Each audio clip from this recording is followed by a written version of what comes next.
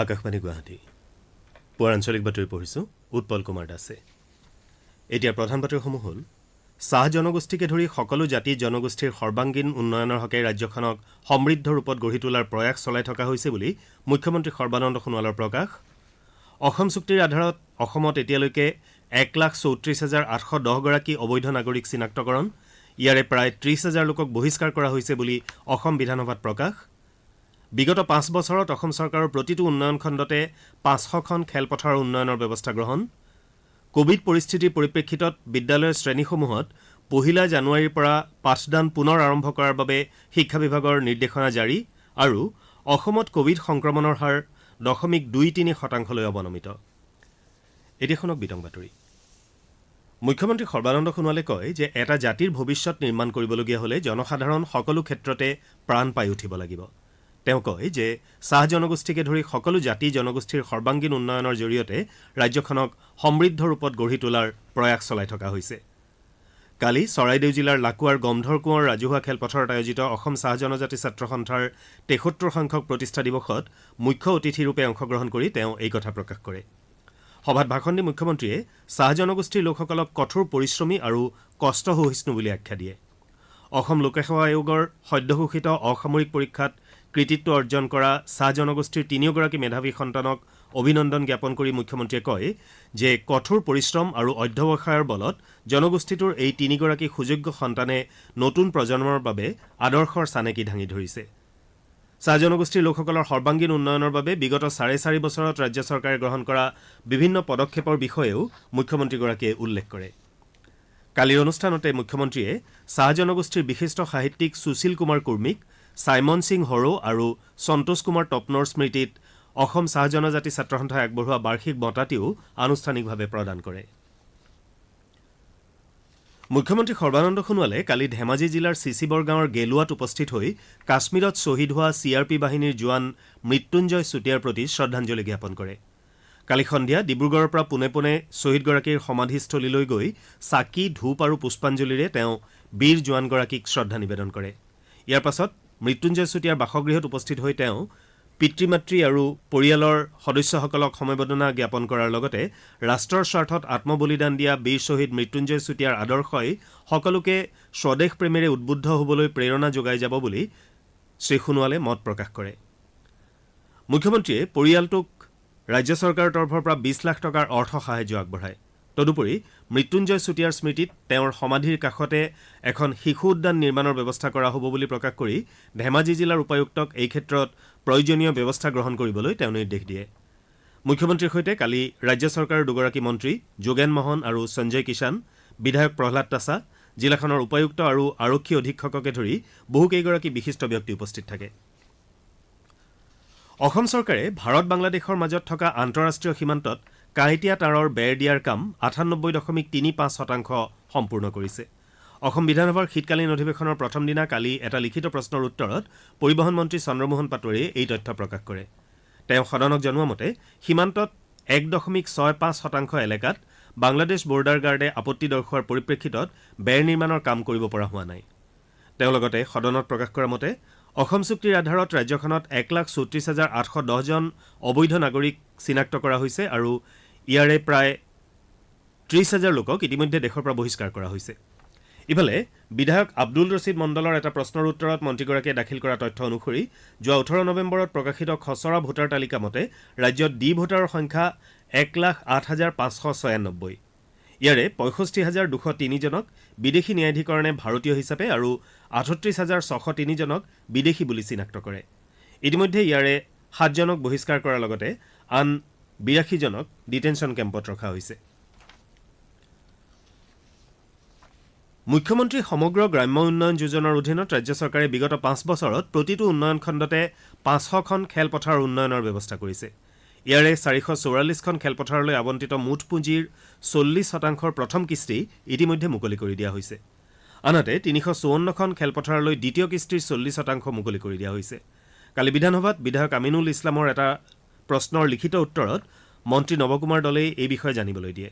ইপিনে বিভিন্ন জিলাত বৰ্তমান 42টা আন্তঃগাঁথনি নিৰ্মাণ কৰি থকাৰ উপৰি ৰাজ্যৰ প্ৰতিটো সমষ্টিতে 2017 চনৰ পৰা চলিত বৰ্ষৰ ভিতৰত ভালেসংখ্যক ফুটবল আৰু ভলীবল তথা ফুটবল আৰু ভলীবলৰ নেট বিতৰণ কৰা হৈছে বুলি বিধানসভাত মন্ত্ৰীগৰাকীয়ে প্ৰকাশ কৰে। অসম বিধানসভাৰ শীতকালীন অধিৱেশনৰ প্ৰথম দিনা কালি শিক্ষামন্ত্ৰী ড হিমন্ত বিশ্ব শৰ্মাই সদনত দ্য আছাম ৰিপিলিং সংশোধনী বিধেয়ক 2020 উত্থাপন কৰে। এই সংশোধনী বিধেয়কখনৰ জৰিয়তে চৰকাৰী মাদ্ৰাছাসমূহ বন্ধ কৰাৰ প্ৰস্তাৱ কৰা হৈছে। বিধেয়কখন উত্থাপন কৰিবলৈ মন্ত্ৰী ড হিমন্ত বিশ্ব শৰ্মাই সদনৰ অনুমতি বিচৰাত AIUDFৰ কেইবাজনো বিধায়কে ইয়াৰ প্ৰতিবাদ কৰে।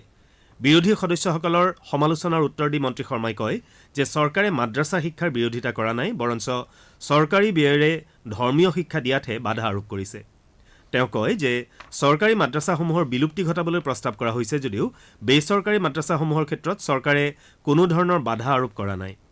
চৰকাৰী ধনেৰে মাদ্ৰাছাত ধৰ্মীয় শিক্ষা যে দিয়া নহ'ব সেই ক্ষেত্ৰত চৰকাৰ দৃঢ় বুলিও তেওঁ স্পষ্ট কৰি দিয়ে। সদনৰ বৈঠকৰ আৰম্ভণিতে বিৰোধী কংগ্ৰেছে ৰাজ্যৰ আইন শৃংখলা পৰিস্থিতি আৰু AIUDFে লাইকা দুধিয়াৰ ভূমিহীন লোকৰ আন্দোলন সন্দৰ্ভত সভা স্থগিত প্ৰস্তাৱ সম্বলিত জাননী দাখিল কৰে। অধ্যক্ষ হিতেন্দ্ৰনাথ গোস্বামীয়ে দুয়োখন জাননী সদন পৰিচালনা নীতি অনুসৰি দাখিল নকৰা বুলি উল্লেখ কৰি প্ৰস্তাৱ দুটা নাকচ কৰে। ৰাজ্যৰ স্বাস্থ্য বিভাগে কালিৰ পৰা দুদিনীয়াকৈ নলবাৰী আৰু শোণিতপুৰ জিলাত কোভিড-19ৰ প্ৰতিষেধক প্ৰদান সন্দৰ্ভত ড্ৰাই ৰান অৰ্থাৎ আখৰামূলক অভিযান আৰম্ভ কৰিছে। ৰাষ্ট্ৰীয় স্বাস্থ্য অভিযান অসমৰ সৌজন্যত এই বিশেষ কাৰ্যসূচী গ্ৰহণ কৰা হৈছে। NHMৰ মিছন সঞ্চালকে আকাশবাণীৰ আগত প্ৰকাশ কৰা মতে ইয়াৰ বাবে জিলা দুখনত 5টাকৈ কেন্দ্ৰ নিৰ্বাচন কৰা হৈছে। নিৰ্বাচিত প্ৰাথমিক স্বাস্থ্য কেন্দ্ৰ, সমূহীয়া স্বাস্থ্য কেন্দ্ৰ, উপ স্বাস্থ্য কেন্দ্ৰ আদি প্ৰতিটো কেন্দ্ৰৰ বাবে 25জনকৈ লোকক আমন্ত্ৰণ জনোৱা হৈছে। প্ৰতিষেধক দিয়াৰ বাবে প্ৰয়োজনীয় সকলো তথ্য সামৰি এই লোকসকলৰ নাম পঞ্জীয়ন কৰা হৈছে। অৱশ্যে এই লোকসকলক এতিয়াই কোনো প্ৰতিষেধক প্ৰদান কৰা নহয় বুলি NHMৰ সূত্ৰই প্ৰকাশ কৰিছে। আনহাতে দেশত কোভিড-19ৰ প্ৰতিষেধক প্ৰদান কাৰ্যৰ অংশ হিচাপে বিভিন্ন ৰাজ্যত প্ৰশিক্ষণ কাৰ্যসূচী অব্যাহত আছে। কাইলৈ আৰু আজি অসমৰ উপৰি পঞ্জাৱ, অন্ধ্ৰপ্ৰদেশ আৰু গুজৰাটৰ 8খন জিলাত এই অভিযান আৰম্ভ কৰা হৈছে। উত্তৰ পূব সীমান্ত ৰেলৱেৰ অধীনৰ 370টা ষ্টেচনত বিনামূলীয়া ৱাই-ফাই হটস্পট সেৱাৰ ব্যৱস্থা কৰা হৈছে। অঞ্চলটোৰ গুৰুত্বপূৰ্ণ ষ্টেচনসমূহৰ বাহিৰেও অধিকাংশ জিলা আৰু উপসংমণ্ডলৰ অন্তৰ্গত ৰেলৱে ষ্টেচনসমূহত সম্প্ৰতি এই সেৱা আগবঢ়োৱা হৈছে। বিনামূলীয়া ৱাই-ফাই সেৱাৰে সংযোজন কৰা 370টা ষ্টেচনৰ ভিতৰত 213টা ষ্টেচন অসমৰ অন্তৰ্গত। আনহাতে 94টা পশ্চিমবংগত, 35টা বিহাৰত, 20টা ত্ৰিপুৰাত, 3টা অৰুণাচল প্ৰদেশত, 2টা নাগালেণ্ডত আৰু এটাকৈ ষ্টেচন মণিপুৰ, মেঘালয় আৰু মিজোৰামত আছে। এই বিনামূলীয়া ৱাই-ফাই সেৱা ব্যৱহাৰ কৰি ৰেল যাত্ৰীসকলে মোবাইল এপৰ জৰিয়তে অতি সহজে ৰেলৰ UTS টিকট ক্ৰয় কৰিব পাৰিব। আনহাতে ৰেল যাত্ৰীসকলে ষ্টেচনত থকাৰ সময়ত অন্যান্য বিভিন্ন সা-সুবিধা আৰু আৱশ্যকীয় তথ্য পাতি সহজে লাভ কৰিব পাৰিব।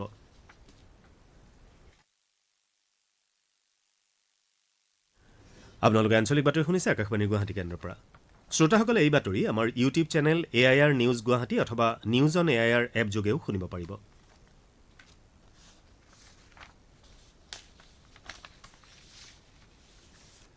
অসমত কৰোনা ভাইৰাছৰ সংক্ৰমণৰ হাৰ 0.23% অৱনমিত হৈছে।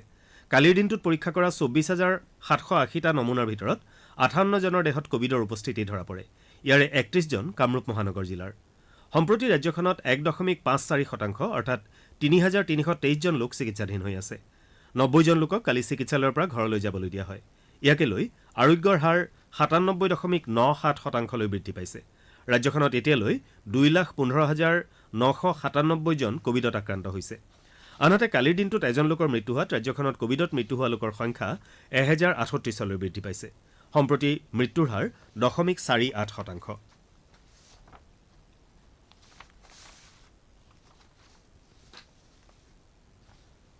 কেন্দ্ৰীয় চৰকাৰে কৃষি আইনকেইখনৰ বিৰুদ্ধে প্ৰতিবাদ কৰি থকা কৃষক সংগঠনসমূহক কাইলৈ আলোচনাৰ বাবে আমন্ত্ৰণ জনাইছে।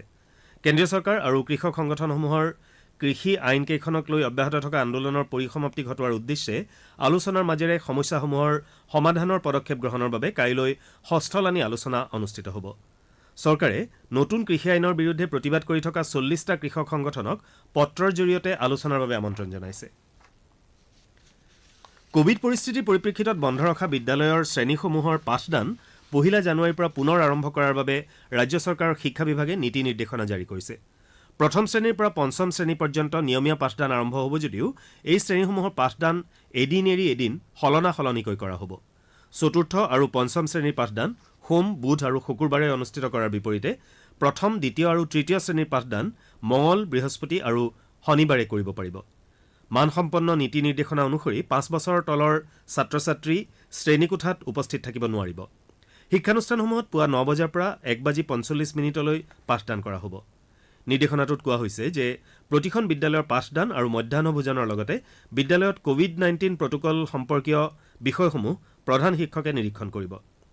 বিদ্যালয় কৰ্তৃপক্ষই প্ৰয়োজন সাপেক্ষে অনলাইন শ্ৰেণীও অব্যাহত ৰাখিব পাৰিব বুলি নিৰ্দেশনাটোত কোৱা হৈছে। নিম্ন প্ৰাথমিক বিদ্যালয়ত উপস্থিতি বাধ্যতামূলক নহ'ব বুলি নিৰ্দেশ জাৰি কৰা হৈছে। আনহাতে উচ্চ প্ৰাথমিক, মাধ্যমিক আৰু উচ্চ মাধ্যমিক বিদ্যালয়ৰ পাঠদান পূৰ্বৰ নিয়ম অনুসৰি অনুষ্ঠিত হ'ব। অৱশ্যে আৱাসিক বিদ্যালয়ৰ ক্ষেত্ৰত কেৱল চূড়ান্ত বৰ্ষৰ শিক্ষাৰ্থীৰ বাবেহে আৱাস খোলা থাকিব। মহাবিদ্যালয়, অভিযান্ত্ৰিক মহাবিদ্যালয়, পলিটেকনিক, BEd কলেজ আৰু বিশ্ববিদ্যালয়ৰ ক্ষেত্ৰত পূৰ্বৰ নিয়ম অনুসাৰে পাঠদানৰ সময়ত কোভিড বিধি ব্যৱস্থা মানি চলি পাঠদানৰ নিৰ্দেশ দিয়া হৈছে। নিৰ্দেশনাটোত কোৱা হৈছে যে প্ৰতি সপ্তাহতে বিদ্যালয় তথা শিক্ষানুষ্ঠান ছেনিটাইজ কৰিব লাগিব। সামাজিক দূৰত্ব আৰু মাস্ক পৰিধান কৰাটো বাধ্যতামূলক বুলি নিৰ্দেশনাটোত কোৱা হৈছে।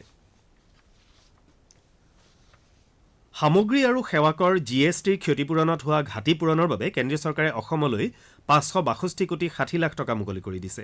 কেন্দ্ৰীয় বিত্ত মন্ত্ৰালয়ে এনে ঘাটি পূৰণৰ বাবে অসমকে ধৰি 23খন ৰাজ্যলৈ নৱম সাপ্তাহিক কিস্তিৰ 6,000 কোটি টকা মুকলি কৰি দিছে।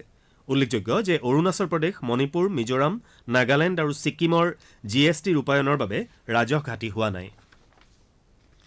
কেন্দ্ৰীয় চৰকাৰে পিঁয়াজৰ ৰপ্তানিৰ ক্ষেত্ৰত থকা প্ৰতিবন্ধকতা অহা 1 জানুৱাৰীৰ পৰা প্ৰত্যাহাৰ কৰাৰ সিদ্ধান্ত লৈছে। বৈদেশিক বাণিজ্যৰ সঞ্চালক প্ৰধানৰ এখন নিৰ্দেশনাত সকলো ধৰণৰ পিঁয়াজ ৰপ্তানিৰ ক্ষেত্ৰত অনুমতি প্ৰদানৰ বিষয়ে প্ৰকাশ কৰা হৈছে।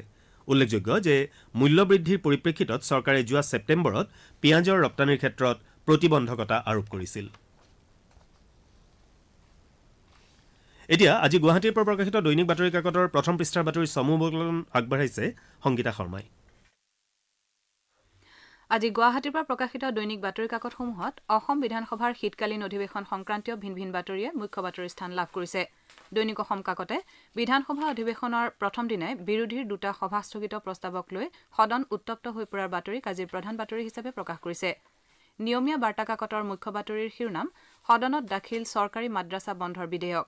অসমীয়া প্ৰতিদিন কাকতৰ মুখ্য বাতৰিৰ শিৰোনাম 6টা জনগোষ্ঠীৰ জনসংখ্যাৰ তথ্য নাই দিছপুৰৰ। আমাৰ অসম কাকতে SI নিযুক্তি কেলেংকাৰী সংক্ৰান্তত CBI তদন্তৰ দাবীত প্ৰথম দিনাই তোলপাৰ সদন শিৰোনামেৰে মুখ্য বাতৰি পৰিৱেশন কৰিছে। দৈনিক জনমভূমি কাকতে গেৰুৱা দলৰ ভোটকেন্দ্ৰিক কূটকৌশলত অসমত বিৰোধী দিশহাৰা হোৱাৰ বিষয়ে মুখ্য বাতৰি প্ৰকাশ কৰিছে। 35 বছৰত নিখোজ 1,40,000 বাংলাদেশী, এই শিৰোনাম অসমীয়া খবৰ কাকতৰ। লণ্ডনৰ পৰা অহা দম্পতীৰ শৰীৰত কৰোনাৰ নতুন প্ৰজাতিৰ সংক্ৰমণৰ সন্দেহ, এই বাতৰিক বক্স নিউজ হিচাপে অন্যতম গুৰুত্বপূৰ্ণ বাতৰিৰ স্থান দিছে দৈনিক অগ্ৰদূত, আমাৰ অসম কাকতৰ লগতে আন কেইবাখনো কাকতে। কাইলৈৰে পৰা গুৱাহাটী গ্ৰন্থমেলা আৰম্ভ, এই বিষয়ে আজি প্ৰকাশিত প্ৰতিখন কাকতে প্ৰথম পৃষ্ঠাত বাতৰি পৰিৱেশন কৰিছে। নিবনুৱাৰ ধন আত্মসাৎ কৰি পলাই থকা প্ৰবঞ্চক ডাক্তৰ অজন্তাক আত্মসমৰ্পণৰ পিছতে জেললৈ প্ৰেৰণৰ বিষয়েও আলোকচিত্ৰসহ আজি প্ৰকাশিত প্ৰতিখন কাকতে বিশেষ বাতৰি হিচাপে প্ৰকাশ কৰিছে।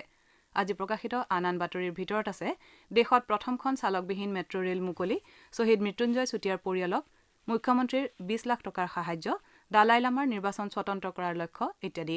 এয়াই আছিল আজি গুৱাহাটীৰ পৰা প্ৰকাশিত বাতৰি কাকতসমূহৰ প্ৰথম পৃষ্ঠাৰ মুখ্য বাতৰিত চমু অৱলোকন। ধন্যবাদ সংগীতা শৰ্মা। বাতৰি শেষ কৰাৰ আগতে প্ৰধান বাতৰি কেইটামান আকৌ এবাৰ। চাহ জনগোষ্ঠীকে ধৰি সকলো জাতি জনগোষ্ঠীৰ সৰ্বাংগীন উন্নয়নৰ জৰিয়তে ৰাজ্যখনক সমৃদ্ধ ৰূপত গঢ়ি তোলাৰ প্ৰয়াস চলাই থকা হৈছে বুলি মুখ্যমন্ত্ৰী সৰ্বানন্দ সোণোৱালৰ প্ৰকাশ। অসম চুক্তিৰ আধাৰত অসমত এতিয়ালৈকে 1,34,810 গৰাকী অবৈধ নাগৰিক চিনাক্তকৰণ, ইয়াৰে প্ৰায় 30,000 লোকক বহিষ্কাৰ কৰা হৈছে বুলি অসম বিধানসভাত প্ৰকাশ। বিগত 5 বছৰত অসম চৰকাৰৰ প্ৰতিটো উন্নয়ন খণ্ডতে 500খন খেলপথাৰৰ উন্নয়নৰ ব্যৱস্থা গ্ৰহণ। কোভিড পৰিস্থিতিৰ পৰিপ্ৰেক্ষিতত বিদ্যালয়ৰ শ্ৰেণীসমূহত 1 জানুৱাৰীৰ পৰা পাঠদান পুনৰ আৰম্ভ কৰাৰ বাবে শিক্ষা বিভাগৰ নিৰ্দেশনা জাৰি আৰু অসমত কোভিড সংক্ৰমণৰ হাৰ 0.23% অৱনমিত। বাতৰি শেষ কৰাৰ পূৰ্বে কওঁ, মাস্ক পৰিধান কৰক, হাত ধুৱক আৰু পৰস্পৰৰ মাজত কমেও 2 গজ দূৰত্ব বৰ্তাই ৰাখক, কোভিডক পৰাজিত কৰক। আমাৰ পুৱাৰ আঞ্চলিক বাতৰি ইমানতে শেষ হ'ল। নমস্কাৰ।